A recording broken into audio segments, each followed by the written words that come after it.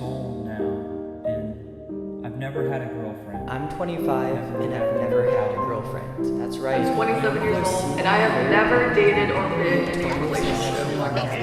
You found some better responsible guy than me. Complain about in a few years. I think about people every day. I don't think get an illness and they get hit by a car and die. I can't believe I have to know you forever! Oh, you're fucking insane! The YouTube algorithm is a very weird thing. At first glance, there isn't really much to say about it. You know, I mean, it's just where we get our feed from. You know, I see a video, I take a liking to it, and I click. People try to add some sort of mysticism to it, but it's not really that difficult to wrap your head around. And because this is the first ever video you've ever watched on this platform, and possibly ever— Hey, welcome, by the way. Really glad to have you here. Let me give you a little crash course on what exactly you're going to be dealing with here on a day-to-day basis. You, the viewer, click and watch a video that you may or may not be interested in, and in return, you get more content back that you might want to check out later. The stuff you're recommended to on your homepage isn't just a bunch of random BS trying to compete for your attention. Nearly every piece of content that shows up on your feed is a reflection of your own psyche. And it's not something that's just exclusive to YouTube, right? This thing, it knows you. Whether you want it to or not, for every video that you watch, every voice that you hear, every story that you experience, all of this content that you've consumed is meticulously crafted into this artificially regurgitated portrait of your deepest desires, your interests, your wants and needs. We unknowingly feed the machine a piece of ourselves, and in return it spits out this near imperfect glimpse back of who we truly are. To put this all simply, in the words of my great-grandmother,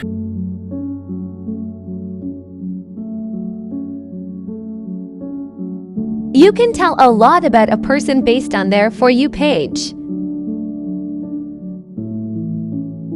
I'm hiding in your walls. and lately it's trying to tell me that I get no bitches, which is impossible because I've got tons of baddies lining up outside of my bedroom window every night around 3 a.m. just begging me to let them in. They all go to a different school, so you probably wouldn't know them anyway. If you're as terminally online as I am, maybe there's a chance you might have come across a certain type of niche genre of video. If you've seen a thumbnail like this one, you probably already know what I'm talking about. A lot of these videos are more or less a variation of kind of the same thing. The more you watch, the more you'll pick up on what they all share in common. There's usually always a dude sitting down in their car or room or in some other inconspicuous location talking about their life experiences into the camera. It's the purest form of content you'll ever get from here. The topic usually varies from creator to creator and video to video, but the type of vibes you'll find are more or less the same. I probably get recommended at least a few videos like these a day when I'm doom scrolling through my feed on my off time, between my busy schedule of gooning and eating and sleeping. And at this point, I've probably watched dozens of videos just like these as well, so you know, I'm a bit of a connoisseur of myself at this point. You know, a lot of these types of videos are kind of reminiscent of what the true essence of YouTube used to mean to me growing up, where if you had access to a camera, the internet, and a thought, you could just turn yourself onto the world and broadcast yourself. And somehow, if whatever you may have to say resonates with enough people, your message will reach out to every corner of the globe that isn't North Korea,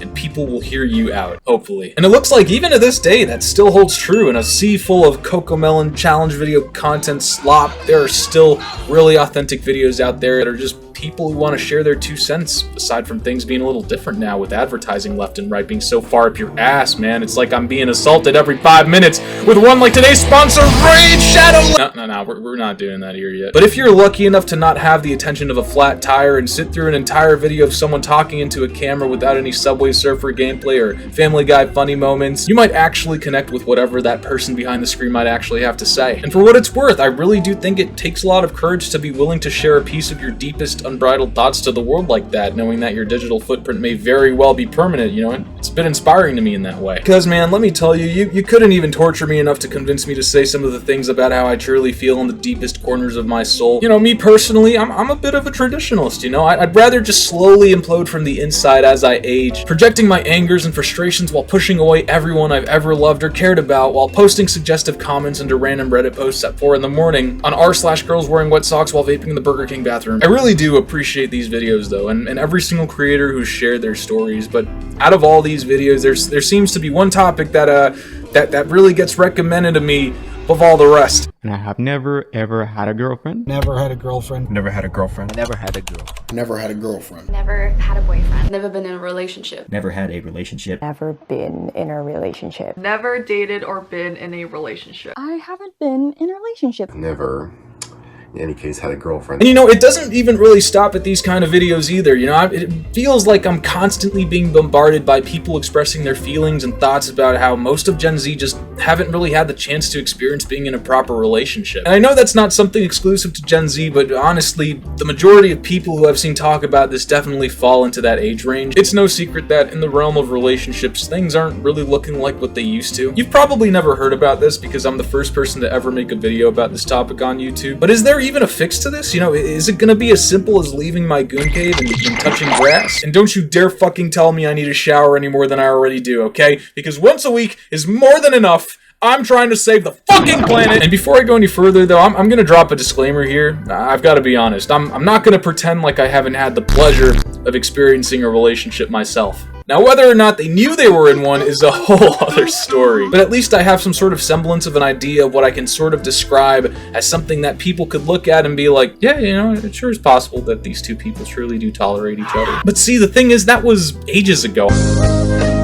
I haven't really given myself the opportunity to experience what the adult version of that actually looks like. I think it's safe to say that I've reverted back to my wizard status at this point. But come on, man, who wants to be in a relationship anyway? God, the only thing that came from that was a shit ton of grief, an extra 30 pounds that went straight to my thighs and my forehead. I don't have to pretend like I give a fuck about star signs or Hello Kitty anymore, or holding my rants in front of her family during dinner about how Spirit Halloween is actually just a front for the Romanian government that's been using Halloween decorations and costume sales to manipulate the global economy since 1983. And you know what? I'm glad that I don't have to spend any extra amount of effort or money or time trying to be someone I'm not to satisfy their fantasies of who they think I am as opposed to who I truly am. Just take it from me, you know, who wants to be emotionally validated by someone anyway? Someone to share some of their most deepest and most sincere feelings, to share the weight of life on their shoulders, someone who'll stick by your side through thick and thin for better or for worse. You know, who wants to be wanted? Fuck. I don't really believe people who say they don't ever really want to be in a relationship. And hey, you know, if you're one of those people, then that's great for you. Way to stick it to the man. More power to you. But I've known people who've always said shit like that, who always revert back on whatever they have to say about not wanting a relationship by suddenly getting married and living in a 200 square foot closet with a kid on the way. Truth is that deep down, we're all a bit hardwired to want to be with each other, whether we want to or not. And if you look at it from an evolutionary perspective, you are the culmination of millions of generations, countless cultures of the world finding each other in an infinite chance of random encounters impossibly aligning together until one night, two people decided to hanky-pank in a 1996 Honda Civic outside of the Little Caesars. Where in a moment, that same matter that burned in the heart of the stars and galaxies drifting through eternity gathered into billions of living cells to form the spark that became you. You're the story of the universe. You're a miracle, you know, like turning water into wine or whatever the fuck Dr. Manhattan said. And man, you're just amazing, babe. Come a little closer. Let me give you a big old smooch. I can't really shit on anyone who expresses the desire to be in a relationship. I mean, throughout the majority of our lives, you know, we're literally inducted into this culture that tells you from infancy that if you don't have that one special person to hold up your dangling while you go to the bathroom, man, then there's just something seriously deeply wrong with you, bro. What are you even doing? Throughout history, relationships were treated more than just emotional ties, but were also done as a means to an end, whether that may have been through business, survival, political alliances, or social currency. Now, while most of those things don't matter anymore in a modern setting, at least it's still a pretty good form of social currency. Now, I might not be able to marry into Norma Jean's family to merge our farmlands now that we're together. At least people won't call me a virgin on Instagram no more. I've always hated the pressure that social media puts on people to get into relationships and the standards that come with it. Wow, real original take, I know. And you know, I don't want to brag or anything, but I'm quite the catch. But even I can't compete with some of these guys the ladies are claiming to seek out. So tell me if you're one of the boys out here who's over 6'4" and is currently making over $200,000 a year. Just comment below and let me know. And don't forget to include your credit card number, the expiry date, the 3 little digits on the back. But even outside of a social media setting, people will look at you when you're young and they expect you to cross these certain milestones in your life off of a checklist to use as social proof that you're not just being stagnant in life. Even if the odds may be stacked against you, they'll judge you for it regardless of whether they know anything about your life or not. The older you become, the heavier the pressure will be put on you to uphold these standards of what society expects a regular Joe to be in order for you to earn your pass from this never-ending vibe check. People will tie your self-worth to these milestones like we're all out here playing a game of life, and let me tell you, man, I didn't buy the relationship season pass. And I don't know if it's ever gonna go on sale. But I guess that explains why there's such a high amount of videos out here of people expressing their frustrations with the current state of the dating scene for everyone and the lack of experience a large number of us have out here. And I know no one wants to admit anything about the way we actually feel in a social setting. You know, no one wants to be that one emotionally unstable friend or coworker trauma dumps mid-conversation when you're just trying to piss in peace. So of course people are gonna take to the internet to talk about these things as a means to vent in the hope that maybe someone out there is gonna listen. It's not gonna get any easier to admit these things to people either, you know, so yeah, you know, take to YouTube, TikTok, or Instagram, or wherever it is you feel the need to upload your thoughts and just let them all out, man. Just let them all out. Keep them coming, you know, because in a way, hearing all these stories feels like a part of me and my inexperiences in life are being validated by complete strangers who don't even know that I'm hiding in their walls while they make their next video. Yeah, give me the group therapy, but without the group, and without the therapy, and without the insurance I need to afford the therapy that I already can't afford anyway. But don't mind me, you know, I'll just be here in my echo chamber listening to everyone talk about how lonely and disconnected everyone's feeling while I keep listening in again and again.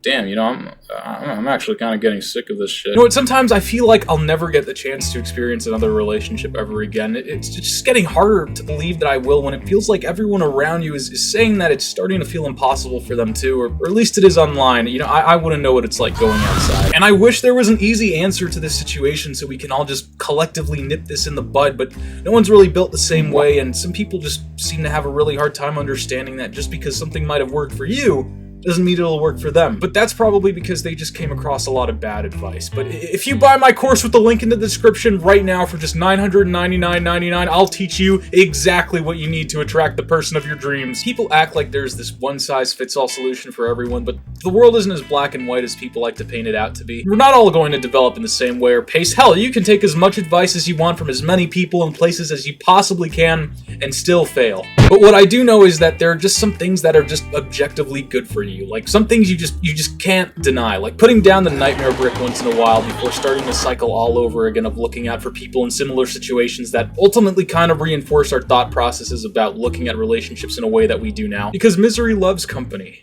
and heaven knows I'm miserable now. So in the meantime, yeah, I think I'll take up a hobby like driving. You know, I think driving's a wonderful thing. And you know what, maybe I will go outside, and I will touch grass. Because if there's one thing that I can control, it's putting down my phone, opening the door, stepping outside, and just...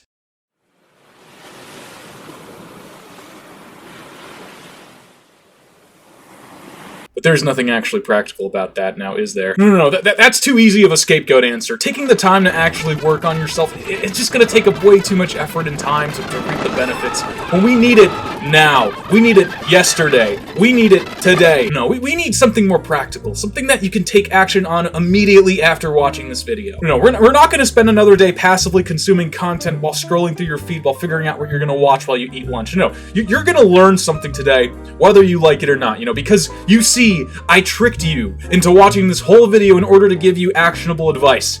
This was my plan all along, you fool. Okay, so let's look at the numbers, right? Because everybody loves stats. You can't argue with numbers, but believe me, I tried. According to a study on the profile of single Americans ages 18 and above, young men ranging from the ages of 18 to about 30 are the largest single demographic of men in this country. And not just by gender, but overall, about 50%. And you'd figure that, okay, so because young men are the largest demographic of single people, you know, young women around that age probably shouldn't fall far behind too, right? Well, it turns out that young women in that same age range are actually the second largest demographic of single women in the country. But instead of being around 50%, it's actually about 32%. That means that there's just not enough supply to meet the demand, which in hindsight makes sense. I mean, all those girls I asked out who were just minding their own business did say they had a boyfriend after all, and it really wasn't worth getting that harassment claim over it. You know, that just begs the question, if Gen Z women aren't the highest demographic of single women out there, then who could it possibly be? Boomers. It's all boomers. Women above the age of 65 are the highest demographic of single women in the US, floating at around 50%, which coincidentally is just enough to match the demand for young men who need it. So what does that mean for us? You know, I really hope that I don't need to spell it out for you. You know, this right here, this is divine matchmaking. It's statistical symmetry. You know, I don't think I ever knew this about myself before, but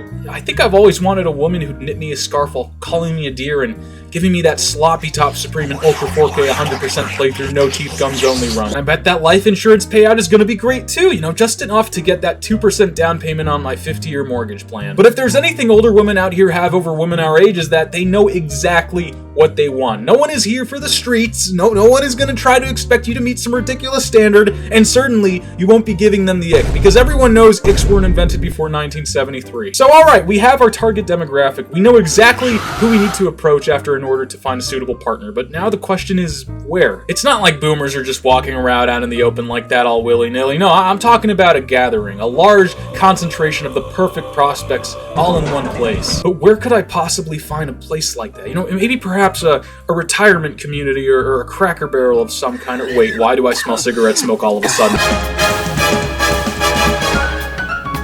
Alright guys, this is it. I'm finally gonna find the love of my life.